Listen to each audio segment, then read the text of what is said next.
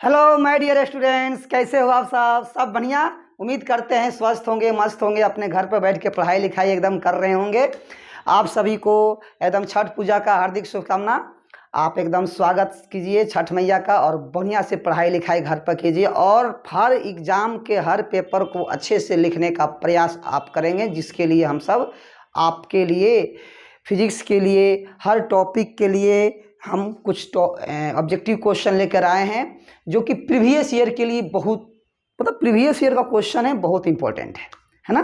तो चलिए हम लोग अब सेशन को स्टार्ट करते हैं, है ना। और ये वीडियो आपके लिए बहुत इंपॉर्टेंट होगा। ये लेक्चर जो नए विद्यार्थी हमारे साथ जुड़े हुए हैं, अगर इसके पहले वाला लेक्चर आप नहीं देखे हैं, सीरीज नहीं देखे हैं, तो कृपया उनको जाकर आप साइंस स्कूल पर देख सकते हैं। बहुत आपको बेनिफिट होने वाला है और एक तरह का रिवीजन भी हो जाएगा आपका। तो उम्मीद करते हैं कि आप जो है शुरू से अंत तक वीडियो को, इस लेक्चर को सुनेंगे और समझने का प्रयास करेंगे। बहुत ही ज़बरदस्त एक्सप्लेनेशन होने वाला है ना। अपने दोस्तों को भी साथ में रह कर एकदम पढ़ाई करेंगे, बहुत मज़ा आएगा। ग्रुप डिस्कशन में जितना अच्छे से क्लियरिटी आती है वो अकेले में शायद नहीं आ पाता है ना। इसलिए एकदम आराम से पढ़ना है, कोई चिंता की बात नहीं है, रिलैक्स मूड में पढ़ना है, ठीक ना। तो आइए हम लोग सेशन के स्टार्ट करते हैं। एक बात मैं आपको बताना चाहता हूं कि जब भी पढ़ाई करने बैठें तो ये सोचें कि आखिरी बार पढ़ रहा हूं। जब भी पढ़ाई करने बैठें तो ये सोचें कि आखिरी बार पढ़ रहा हूं, कल मेरा एग्जाम है, कल मेरा एग्जाम है। यकीनन इस सोच के साथ की गई तैयारी, इस सोच के साथ की गई तैयारी एक अलग लेवल की होगी, बहुत बोनाफाइड लेवल का होगा, है कि नहीं, बहुत ज़बरदस्त लेवल का होगा। और आप बड़े से बड़े एग्ज़ाम आसानी से पास कर सकते हैं, हासिल कर सकते हैं, उसमें सेलेक्ट हो सकते हैं, ठीक है। तो बस ये रखना है कि बस आज ज़बरदस्त पढ़ना है, बस आज ज़बरदस्त पढ़ना है ना। मन को जो है ना एकदम रखोगे नहीं, आज पढ़ना है, कल घूमेंगे, फिर कल आएगा तो फिर ना आज पढ़ेंगे, कल घूमेंगे। मन जो है क्या करता है ना, बड़ा बहकाने का काम करता है। कहोगे ना, मन करेगा कि आज पढ़ें, नहीं कल पढ़ लेते हैं, फिर कहेगा नहीं परसों पढ़ लेते हैं, नहीं फिर शाम में पढ़ेंगे। बहुत टरकाता है। और मन को तुम टरकाओ, मन पर विजय पाने का प्रयास करो, है कि नहीं, बहुत मज़ा आएगा। वो भी कहेगा नहीं हमको बेवकूफ़ बना रहा है ना। आ जाइए, जैसे कि प्रश्न आपके सामने है कि विद्युत चुंबकीय तरंगों की प्रकृति कैसी होती है। तो आप सब जानते हो जैसे कि अनुप्रस्थ प्रकृति का होता है, अनुप्रस्थ प्रकृति का होता है, यानी कि ट्रांसवर्स नेचर का होता है। Nature of electromagnetic wave transverse nature का होता है, अनुप्रस्थ प्रकृति का होता है। और जो ध्वनि जो होता है ना, ध्वनि तरंग, वो अनुदैर्घ्य प्रकृति का होता है। ध्वनि तरंग अनुदैर्घ्य प्रकृति का होता है। इस बात को ध्यान रखेंगे। बहुत बढ़िया सर, बहुत बढ़िया, आगे बढ़िए।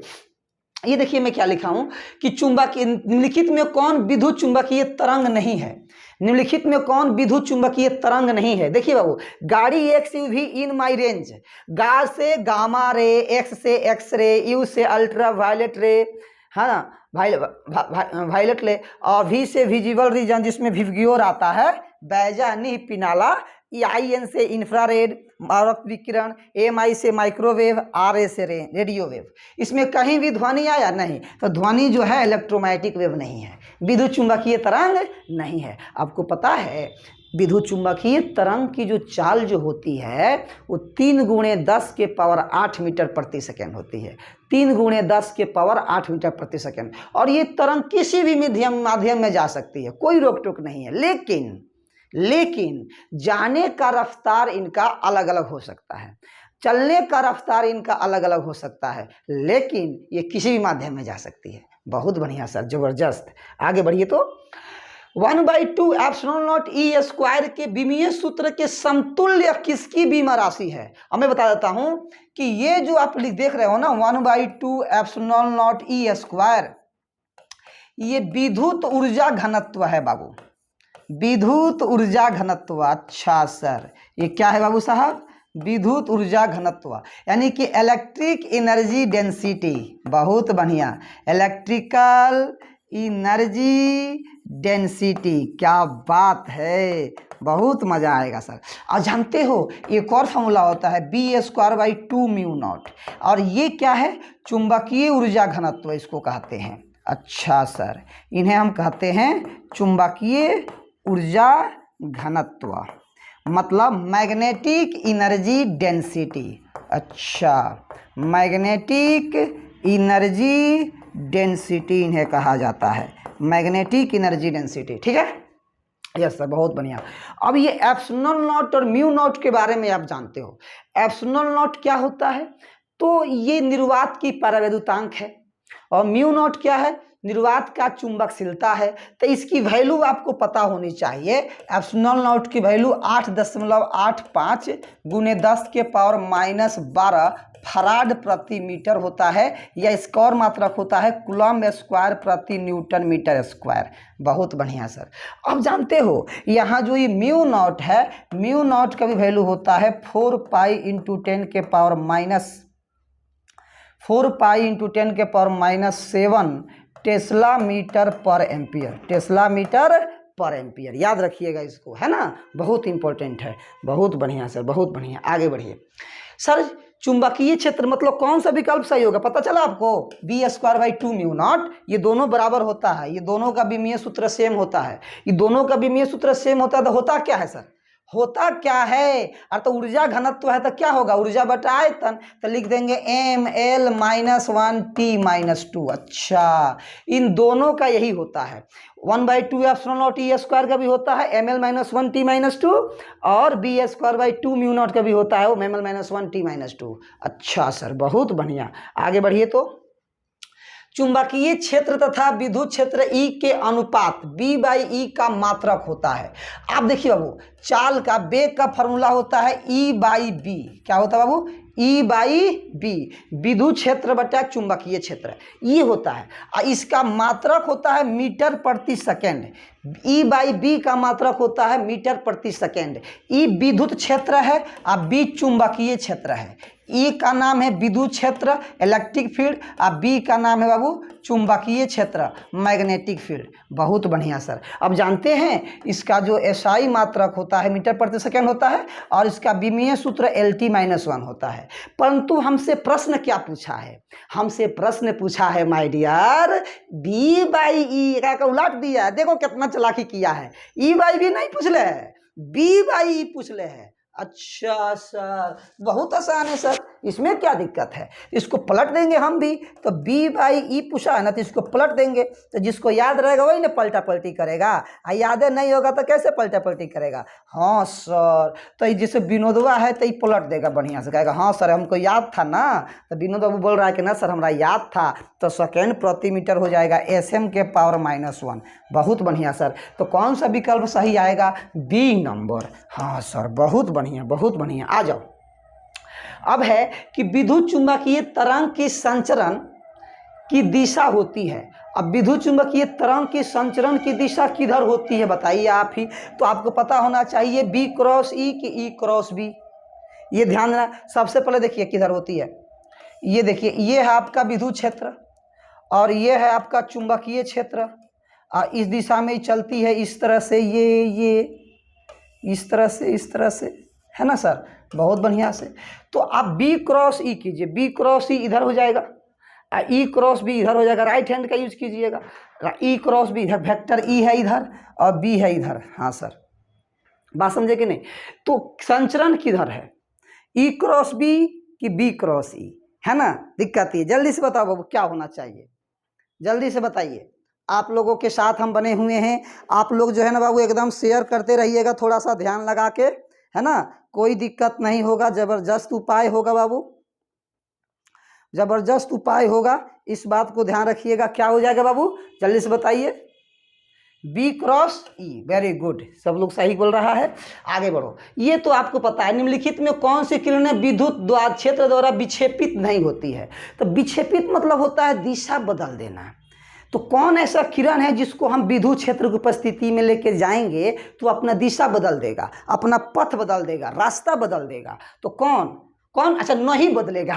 कौन नहीं बदलेगा? तो देखो वो एक्स किरण बदल देता है, ये गामा किरण बदल देता है, ये कैथोड किरण बदल देता है, लेकिन ये गामा किरण जो है एक्स किरण बदल देता है, अल्फा किरण बदल देता है, गामा नहीं बदलता है। तो gamma is the right answer. नहीं आ गया ना, तो नहीं बदलने वाला गामा है। गामा किरण दिशा नहीं बदलता है, बाकी अल्फा बीटा सब बदल देगा, लेकिन गामा नहीं बदलता है। गामा बहुत ताकतवर है, बहुत ताकतवर है, बहुत ज़्यादा ताकतवर गामा होता है, इसका शक्ति बहुत ज़्यादा होता है, ध्यान रखिएगा। कैंसर के उपचार में इसका भी उपयोग किया जाता है। अब है कि विद्युत चुंबकीय तरंगों की प्रकृति अनुप्रस्थ होती है।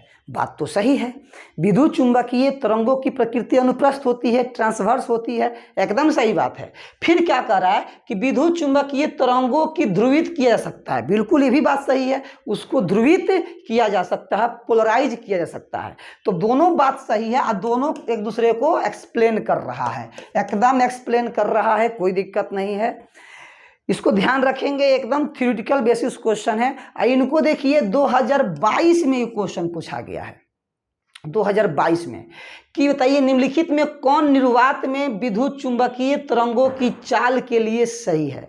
विद्युत चुंबकीय तरंगों के चाल के लिए सही है, यानी which of the following is correct for speed of electromagnetic wave in vacuum, यानी कि स्पीड ऑफ लाइट यानी कि C = V = 1/√μ0ε0। इसकी वैल्यू होती है कितनी, 3 × 10⁸ मीटर प्रति सेकेंड, ये वैल्यू होता है। तो विकल्प आपको तो एकदम दिख रहा है। तो ये रिजल्ट अगर आप याद रखते हैं ना तो आपको बहुत फायदा होने वाला है। इसका विमीय सूत्र भी पूछ सकता है, इसको जानते हो, ऐसे भी लिख के पूछ सकता है, μ0ε0 के पावर -1/2 का बताओ डायमेंशन फार्मूला।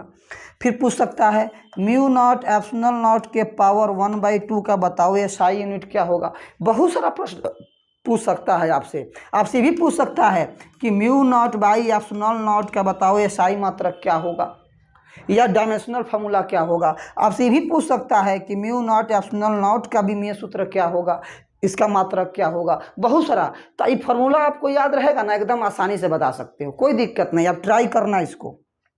आगे बढ़ो। शक्ति गुणांक के लिए निम्नलिखित में कौन सा संबंध सही है। तो शक्ति गुणांक बराबर होता है यथार्थ मध्य शक्ति बटा आभासी मध्य शक्ति, एकदम याद रखिए। फार्मूला है बाबू, फार्मूला याद रहेगा तो बहुत अच्छा है, एकदम डायरेक्ट फार्मूला पूछता है, डायरेक्ट फार्मूला SI यूनिट सब पूछता है ना। तो हम सब इस तरह से ऑब्जेक्टिव लेके आ रहे हैं, फिर सब्जेक्टिव क्वेश्चन का एक्सप्लेनेशन करेंगे, फिर चैप्टर वाइज आपका 1 शॉट लेकर आएंगे, पूरा आपका कंप्लीट हो जाएगा। इसीलिए चिंता मत कीजिए, आराम से एकदम पढ़िए, है ना। ठंडी का दिन आ रहा है, एकदम ज़बरदस्त पढ़ाई कीजिए, और जो डाउट हो आपको ना कमेंट सेशन में कमेंट कीजिए, उसको दूर करने का हम प्रयास बेखूबी से करेंगे, बहुत एकदम अच्छे से करेंगे। और अपने दोस्तों को भी कहिए कि नहीं पढ़े, मन से पढ़े, कोई दिक्कत नहीं होगा। ठीक सर, ओके, चलिए चलते हैं, एकदम बढ़िया। आप लोगों का स्नेह प्यार मिलता रहे, इसी तरह से हम सब आगे बढ़ते रहें। और जितना आप स्नेह लगाइएगा, जितना आप लोग अपने ग्रुप में शेयर कीजिएगा, उतना हम लोगों का कॉन्फिडेंस बढ़ेगा, हम उतने लिए समर्पण होते चले जाएंगे आपके प्रति। कोई दिक्कत नहीं, मज़ा आता है ना हेल्प करने में। देखिए तो एलआर परिपथ की शक्ति गुणांक होता है, तो एलआर परिपथ का शक्ति गुणांक यानी कि cos फाई का जो फॉर्मूला है, वेरी गुड, वो R/Z हम लोग लिखते हैं। क्या लिखते हैं? Z। और आपको पता होना चाहिए कि एलआर के लिए Z का मान जो होता है √R² + ω² L² होता है। बात समझे कि नहीं? हाँ सर, बात तो समझे, यानी कि आंसर क्या हो जाएगा आपका, B हो जाएगा। समझे ना? हाँ सर, बहुत बढ़िया। आगे बढ़िए तो एलआर परिपथ की प्रतिबाधा, एलआर परिपथ की प्रतिबाधा यानी कि जेड का मान निकालना है। अभी तो जेड बताए थे, प्रतिबाधा, जेड क्या है? प्रतिबाधा, जिसको इम्पीडेंस बोलते हैं। जेड को हम लोग इम्पीडेंस बोलते हैं। देखिए तो ये क्या लिखा है, इम्पीडेंस ऑफ एलआर सर्किट। तो क्या हो जाएगा इसका फॉर्मूला बताइए, √R² + ω² L², यानी कि D is the right answer. एकदम याद रखिएगा, एकदम याद रखिएगा। अरे ऐसा ही ना परिपथ बनता है, ये L हो गया और ये आपका R हो गया, यहाँ AC सोर्स जोड़ देते हैं, बन जाता है एलआर परिपथ, श्रेणी क्रम वाला, है ना। बिल्कुल सही बात है सर, बहुत बढ़िया। यदि प्रत्यवर्ती धारा तथा विद्युत वाहक बल के बीच फाई कोण हो, प्रत्यवर्ती धारा और विद्युतवाहक बल के बीच का कोण फाई कोण हो, ठीक है, तो कलांतर हो, तो शक्ति गुणांक का मान क्या होगा? तो cos फाई, शक्ति गुणांक cos फाई ये होता है बाबू। शक्ति गुणांक मतलब cos फाई शक्ति गुणांक, शक्ति गुणांक cos फाई, शक्ति गुणांक cos फाई, शक्ति गुणांक cos phi, power factor cos phi, power factor cos phi, एकदम याद कर जाओ, कोई दिक्कत नहीं है। फाई मतलब फेज डिफरेंस, है ना, फेज डिफरेंस। इनको देखिए तो अब आरसी का विमीय सूत्र पूछ रहा है। अब बताओ बाबू आरसी का विमीय सूत्र क्या होगा। आर मतलब प्रतिरोध हो गया, एकदम बहुत पहले से। अरे ओम्स लॉ याद करो, आर बराबर वी बाई आई, आर बराबर V by I, Ohm's law में याद कीजिए आप। ओम्स लॉ पढ़े थे ना, उसमें डिस्कस किए थे हम लोग। और सी है कैपेसिटेंस, धारिता। तो वही पूछ रहा है कि प्रतिरोध गुणे धारिता किसके बराबर होता है। अब बताइए तो, प्रतिरोध गुणे धारिता। तो प्रतिरोध को लिखते थे वी बाई आई, याद कीजिए। और धारिता को क्या लिखते हैं, बोलो बोलो, क्यू बराबर सी भी, तो सी बराबर क्यू बाई भी, क्यू बाई भी लिखते हैं। वी से भी कट जाएगा तो क्या आ जाएगा, क्यू बाई आई। अब बताओ क्यू क्या है, कूलम है।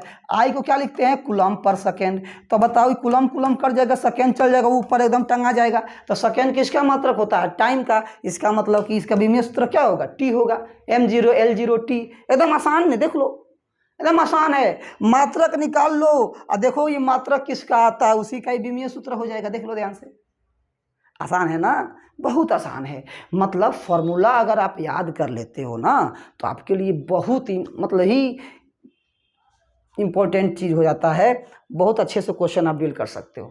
शक्ति गुणांक बराबर होता है, बताओ शक्ति गुणांक तो आर बाई जेड के बराबर होता है ना बाबू।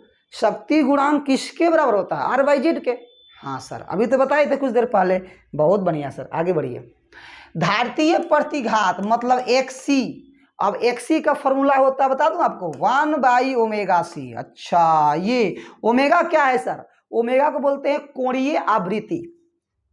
ओमेगा को बोलते हैं भाई साहब कोणीय आवृत्ति। ओमेगा को बोलते हैं भाई साहब हम लोग क्या, कोणीय आवृत्ति। बहुत बढ़िया। और सी क्या है, धारिता। अच्छा, सी क्या है बाबू, धारिता, याद रखिएगा। कैपेसिटेंस, कैपेसिटेंस कहते हैं उसको। अच्छा, तो मतलब क्वेश्चन समझ गए थे ना क्या हुआ। कौन सा ऑप्शन है, D option, D is the right option. Very good. 1/ओमेगा c, 1/ओमेगा c याद रहेगा। हाँ सर, बिल्कुल याद हो गया। 1/ओमेगा c, 1/ओमेगा c, 1/ओमेगा c, omega C omega C omega C. आ जाइए। कह रहा है किसी प्रत्यवर्ती धारा का RMS मान और प्रत्यवर्ती धारा का शिखर मान के बीच का संबंध क्या होता है। तो हम सीखे थे IRMS। RMS का पूरा नाम राम सुंदर सर, नहीं नहीं नहीं नहीं, रूट मीन स्क्वायर।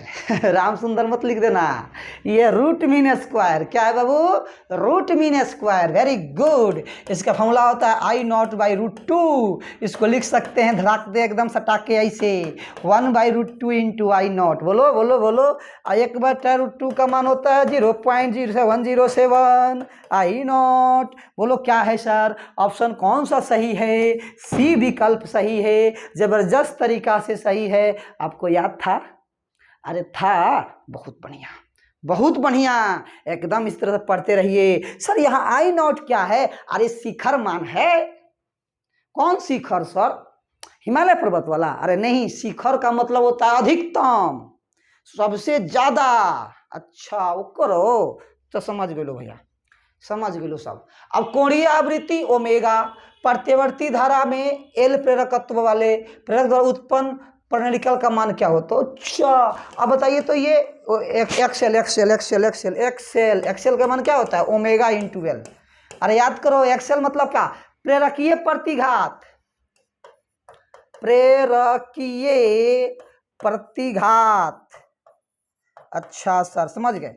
तो ओमेगा L होता है, ओमेगा L बोले तो ओमेगा क्या है, कोणीय आवृत्ति जिसके असाई मात्रक रेडियन प्रति सेकेंड होता है। ओमेगा क्या है, कोणीय आवृत्ति जिसके असाई मात्रक रेडियन प्रति सेकेंड होता है। और L क्या है, स्वप्रेरकत्व, सेल्फ इंडक्टेंस जिसके असाई मात्रक हेनरी होता है। क्या होता है माय डियर, हेनरी होता है। बहुत बढ़िया सर, जबरदस्त सर, झकास, मस्त एकदम।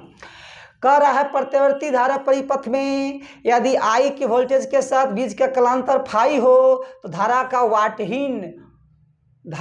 वाटहीन घटक होगा। अच्छा, वाटहीन घटक होगा, तो एकदम याद रखिएगा। जबरदस्त है, ये तो सब जुबान पर होना चाहिए ना बाबू, जुबान पर होना चाहिए ये चीज़, एकदम कोई दिक्कत नहीं है। देखिए तो, प्रत्यवर्ती धारा के वर्गमूल मध्यमान और शिखर मान का अनुपात है।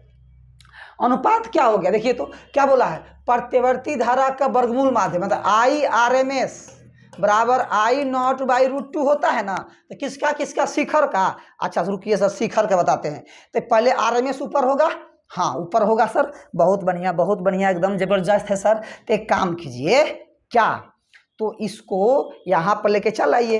तो आई आर एम एस बटा आई नॉट बराबर 1/√2। अच्छा तो ऑप्शन तो मिल गया सर, बी नंबर। एकदम खाली अरेंज करना था, खाली सजाना था, सजा देंगे तो मिल गया। ओहो बहुत बढ़िया सर, क्या टेक्निक अपनाए हैं सर। मतलब यहाँ बट्टा 1 था तो इसको यहाँ कर दिए, इसको वहाँ कर दिए, हाँ हेरा फेरी कर दिए।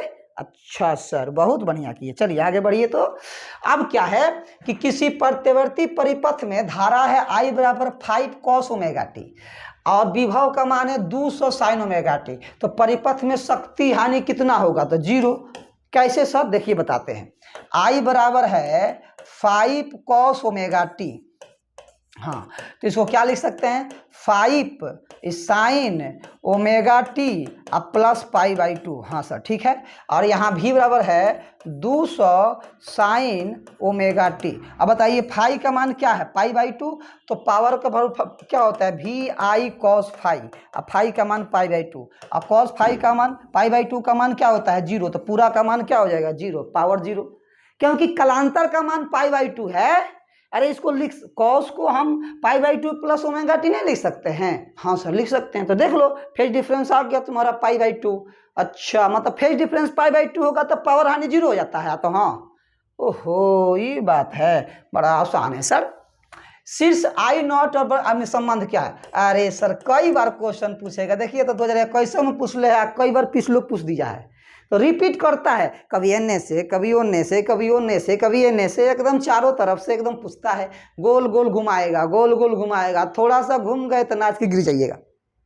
एकदम बहुत सिंपल क्वेश्चन रहता है बाबू, बहुत सिंपल रहता है, टेंशन थोड़ी लेना चाहिए। अब बना के देखिए, तो इसको बना के देखिए एकदम बढ़िया से, कोई दिक्कत थोड़ी होगा, एकदम रिलैक्स मूड में बन जाएगा, एकदम रिलैक्स मूड में बन जाएगा, टेंशन नहीं लेने का। देखिए IRMS है बाबू साहब, तो IRMS फॉर्मूला होता है क्या, I नॉट बाई √2 होता है, हाँ सर होता तो है। तो I नॉट बराबर क्या लिखेंगे, √2 इंटू IRMS। ओहो तो विकल्प मिला आपको, हाँ सर मिला ना, आप किधर गया, तो इधर तो नहीं मिला सर, मतलब लिखने में टाइपिंग मास्टर थोड़ा सा गलती कर दिए हैं। अच्छा तो यह विकल्प हुआ होना चाहिए था, यहाँ √1 नहीं होगा खाली, मतलब √2 IRMS ऐसे हो जाएगा। अच्छा ए नंबर सही है, थोड़ा सा टोपिया ज़्यादा पहना दिए हैं इसको, वो टोपिया कम पहनेगा।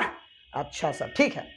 प्रतिघात का मात्रक OZ का ओम होता है, तो महो किसका होता है, महो बोलो, महो किसका होता है, चालकत्व का।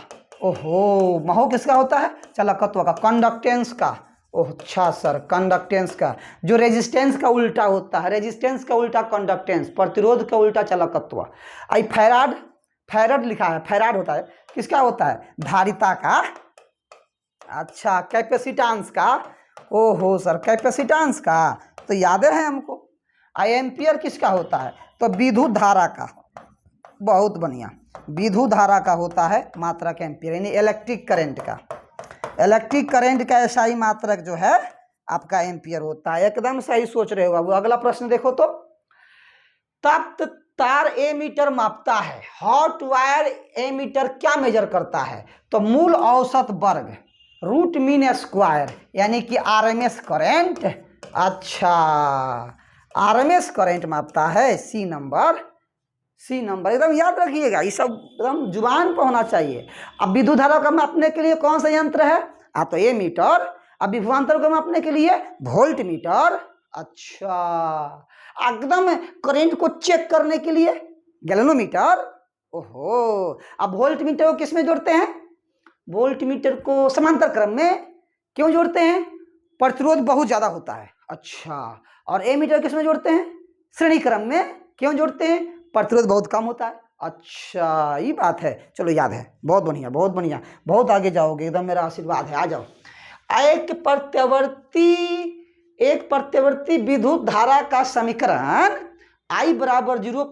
अच्छा पर लिखने दो पहले, एकरा बड़ा खतरनाक वैल्यू दिया हुआ है, 0.6 साइन 100 पाई टी।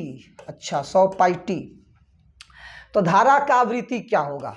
विद्युत धारा का आवृत्ति, यानी कि एफ पूछ रहा है तो टी के जो गुना में होता है ना उसको ओमेगा बोलते हैं। ओहो, तो ओमेगा बराबर होता है 2 पाई एफ। तो एफ का मान क्या हो जाएगा? ओमेगा बाई 2 पाई। तो ओमेगा का मान कितना होता है? 100 पाई, और इसका 2 पाई, पाई पाई खत्म, 50 हर्ज आ जाएगा। अरे सर क्या बात है। तो चलिए आंसर हो जाएगा आपका बी, 50 हर्ज। 50 हर्ज एकदम राइट आंसर है, राइट आंसर है, कोई दिक्कत नहीं होगा सर। अरे वाह। एक प्रतिवर्ती धारा का शिखर वोल्टता इतना है, मतलब आई नॉट का मान दिया हुआ कितना? 440 वोल्ट। तो इसकी आभासी बोले तो आरएमएस पूछ रहा है, तो कुछ मत करो ना बाबू, 440 में √2 से भागा दे दो, इसी को सोल्व कर दो। 440/√2 और √2 से ऊपर नीचे गुना करके देखो तो क्या आ रहा है? √2 से ऊपर नीचे गुना करके देखो तो बाबू क्या आ रहा है? तो 220√2 आएगा सर। अच्छा, तो मारो धड़क दे एकदम सी नंबर, सी खटक दिया गया ना 220। हाँ सर, बड़ा जबरदस्त है। प्रतिवर्ती धारा के शिखर मान तथा वर्ग माध्य के मूल का अनुपात क्या होता है? देखिए शिखर मान और वर्गमूल, तो मतलब कि शिखर मान पहले बोल रहा था, √2 आ जाएगा इसका उल्टा। कैसे? देखिए सर, आई आरएमएस का मान होता है आई नॉट बाई √2। पहले कह रहा है शिखर, तो शिखर ऊपर रहेगा, शिखर ऊपर रहेगा तो √2 इधर चल जाएगा, आई आरएमएस मान नीचे आ जाएगा, आई आरएमएस नीचे आ जाएगा। बड़ा खतरनाक है सर, यानी कि √2 आया कि नहीं? बोलो √2 आया कि नहीं आया? जय जय सर, बहुत जबरदस्त, क्या बात है। एकदम धक्का धक बनाना है, कोई दिक्कत नहीं है। 1 हेनरी बराबर होता है। अच्छा, ये हेनरी तो बड़ा खतरनाक उपाय है सर। ये मेरी 10 मिली हेनरी दिया हुआ है, 10 के पावर 3। तो देखो 10 के पावर 3 मिली हेनरी, इसको सोल्व करते हैं। 10 के पावर 3 प्लस 3 और मिली के मतलब 10 के पावर -3, ये दोनों कट के क्या हो जाएगा? 1 हो जाएगा, तो मतलब 1 हेनरी आ जाएगा। तो यही तो ऑप्शन है, ए नंबर। ए नंबर विकल्प सही होगा बबुआ, ए नंबर। बात समझे कि नहीं? हाँ सर, देख लो एकदम ध्यान से, कोई दिक्कत नहीं है, देख लो। अरे मिली का मतलब 10 के पावर -3 होता है, पहले से 10 के पावर 3 दिया हुआ, दोनों को सोल्व करेगा तो 1 नहीं आ जाएगा। हाँ सर, आ तो जाएगा। तो मारो ना एकदम ध्यान दे, एकदम क्या नहीं सोचता है। आगो, डायनेमो कार्य करता है किसके सिद्धांत पर? अरे सर क्या बात बोलते हैं सर, विद्युत चुंबकीय प्रेरण के सिद्धांत पर, इलेक्ट्रोमैग्नेटिक इंडक्शन के सिद्धांत पर। क्या बात है सर, आगे बताइए। स्वप्रेरकत्व का मात्रक अरे हेनरी होता है। कौन री है? कौन री है बबुआ? हेनरी। तो बोलो कूलम किसका मात्रक होता है? आवेश का, चार्ज का। Very good. वोल्ट विभवांतर का, वोल्टेज का, विभवांतर का, वोल्टेज का। ओम किसका होता है? प्रतिरोध का, रेजिस्टेंस का, प्रतिरोध का, रेजिस्टेंस का। वेरी गुड सर, आगे बढ़िए। लेंज का नियम हमारे ऊर्जा से संबंधित है। ये तो जबरदस्त है सर, एकदम बहुत याद किए थे सर इसको, इतना बार सीख लिए हैं कि कहीं नहीं भूलेंगे सर, एग्जाम देने के बाद भी नहीं भूलेंगे। इसीलिए धन्यवाद आपको हम करते हैं कि आप पूरा वीडियो देख लिए। बहुत कम ही लोग ऐसे होते हैं जो शुरू से लास्ट तक देखते हैं, जो देखते हैं वो आगे बढ़ते हैं, बीच में इधर उधर नहीं भागना है। तो मेरे तरफ से आपको बहुत बहुत धन्यवाद। आप पढ़िए लिखिए, आगे बढ़िए। जो भी चीज़ें आप सीखे इससे, अगर आपको कुछ सीखे हैं इससे, आप अच्छे से इसको समझे हैं, तो कृपया आप अपने दोस्तों में शेयर कर दीजिए, लाइक कर दीजिए, ताकि हम लोगों को कॉन्फिडेंस थोड़ा सा बढ़े, है ना। लाइक मतलब क्या होता है? अरे हमको इतना आदमी पसंद कर रहा है, चलो छाती चौड़ा हो जाता है, नहीं तब मज़ा आता है और काम करने में, है कि नहीं? तब सब लोग थोड़ा सा, है कि नहीं? और क्या है, वहाँ आप कहाँ बैठे हो, हम कहाँ है, स्नेह है, प्यार है, दुलार है, और क्या है कि नहीं? कुछ नहीं है। इसीलिए पढ़ते रहो, आगे बढ़ते रहो, कोई दिक्कत नहीं होगा माय डियर। फिर मिलते हैं न्यू टॉपिक के साथ अगले क्लास में, इंतज़ार करिएगा, बहुत जल्द मैं आ रहा हूँ। धन्यवाद, बाय बाय, शबा खैर, गुड नाइट, शुभ रात्रि।